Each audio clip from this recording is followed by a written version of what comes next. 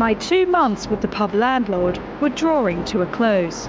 It had been a fascinating encounter.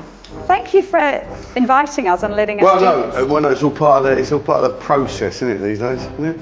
During my time filming his campaign, he had honoured his pledge to be open with me. Mini Post-it! I'd watched him handle interrogations at media. Do you like talking down to your constituents? I'm not talking down to anyone. Well, physically you are. No, I am physically, yes, that's quite true. And learn how to engage with the electorate. The only idiot around, pal, is you.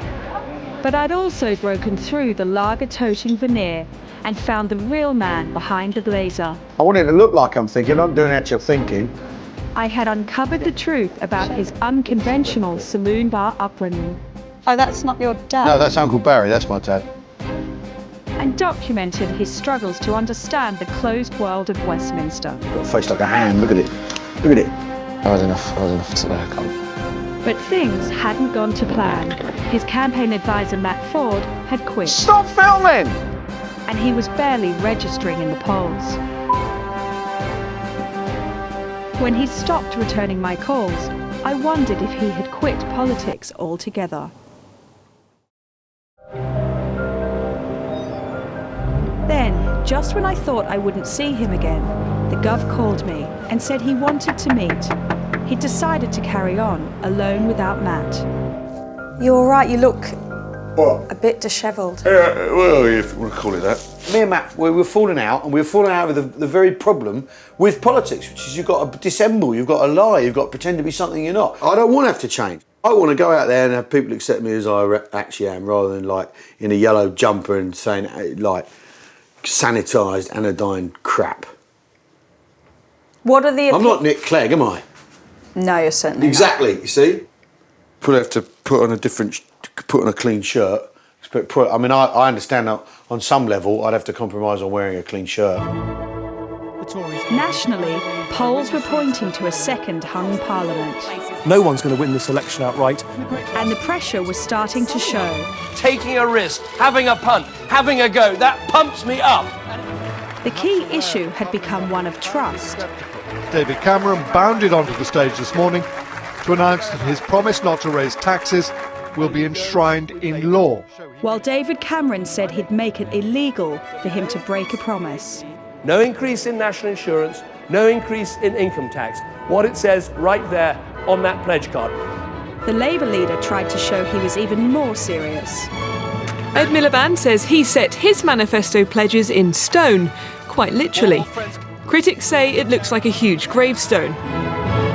But the Gov's biggest local rival, Nigel Farage, was still propping up the bar in South Thanet and exuding confidence. Because you're the real pub landlord, aren't you? I'm the original. In the constituency, the Gov had decided to give it one last push, taking his message of common sense back out onto the streets. Morning! Take it all off, please. Here it goes. I want to inspire people. I want to put passion in people's bellies, fire in their hearts, steel in their backbone. Oh, look, I look like someone in a porn film right now, don't I? Yeah, this is sehr gut, yeah. I inspire them mainly by like saying inspirational things. I think I'll probably do a lot of that. I might stand on a hillside in the wind. That inspires people. Can I interest you in one of my leaflets?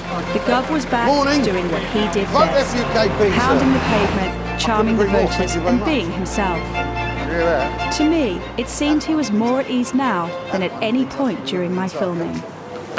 Only one way to go, mate. What's your name?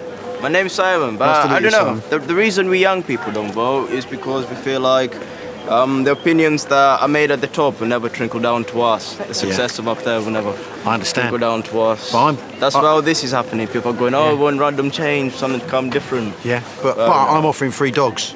Oh, really? I never lost those, are they? Yeah, there you go. I think he should win. I like his policies. I really believe in the character. I believe in his viewpoints. I like Al Murray as a candidate for this area. I think he'll do wonderful in the elections. I do hope he wins, and I shall certainly vote for him. I can't believe he's standing for Parliament. So I won't be voting for him anyway. there's other candidates that are in the area have got a better chance, but you never know until the 8th of May. In the last days of the campaign, alone and speaking from the heart, the Gov kept the momentum building. Right, then let me talk to you about politics, right? As you may be aware, there's a general election coming up, May the 7th, and I've decided to run.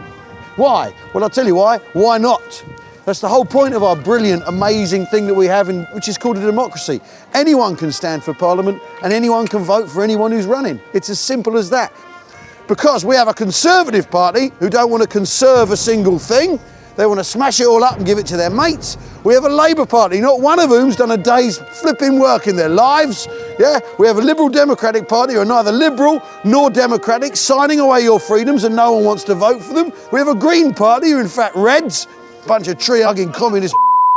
Yeah, and then there's that other party run by a bloke with a French name who wants to leave Europe. Vote FUKP, come May the 7th. Thank you very much, sir. Thank you. I felt like this was the Gov's true political voice. There you go. And when it came to his last public appearance in the area, it struck me just how far he had come. Ladies and gentlemen, the leader of the Free United Kingdom Party, the next MP for South Thanet, the Pub Landlord.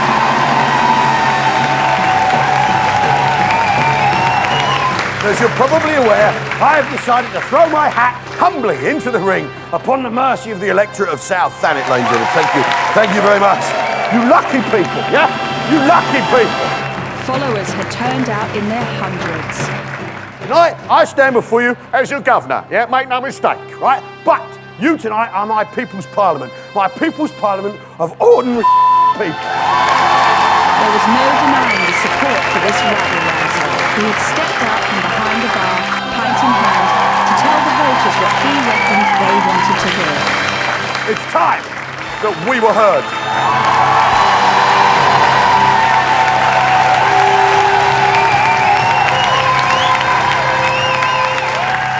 This is Democracy in Action tonight, live in this room, in what we will call Governor's Question Time. How are you going to save Manston Airport? How am I going to save Manston Airport?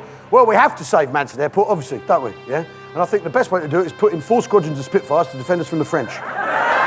Yes, sir. Would you return all TV to the BBC? Would I return all TV to the BBC? No. No, I'd shut the BBC down, lefties. Give yourselves a round of applause for what you have achieved. Democracy in action!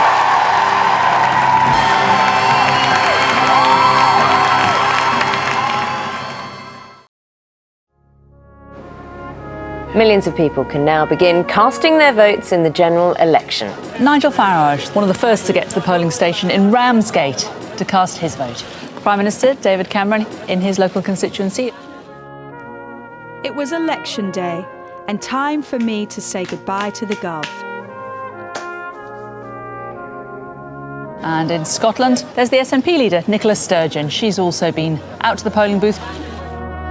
The pub landlord's fate was now in the hands of the voters of South Thanet. Mr Miliband, along with his wife, Justine, he had quite an early start. My 2 months with the patriot who wanted to start a common sense revolution had been a fascinating experience. But what had he learned? Although I think they're all a bunch of deadbeats, part-timers, half-timers, drongos, ham-touchers and nerks, I have newfound respect for politicians. Every 5 years, they put themselves up for this, and all anyone wants to do is flick V's at them. In a way, I have a tiny little bit of sneaking respect for them. People of South Thanet are some of the finest people I've ever met in my life. It will be a heavy burden representing, I mean, a welcome burden, but a heavy burden representing the people of South Thanet. You know, whoever takes it on has got their work cut out. Thank you. I believe the children of the future. I'm very, very proud. Even if we lose, it's a very proud moment. On a stage, as the count comes in, I expect I'll be feeling mildly noble and mildly humble.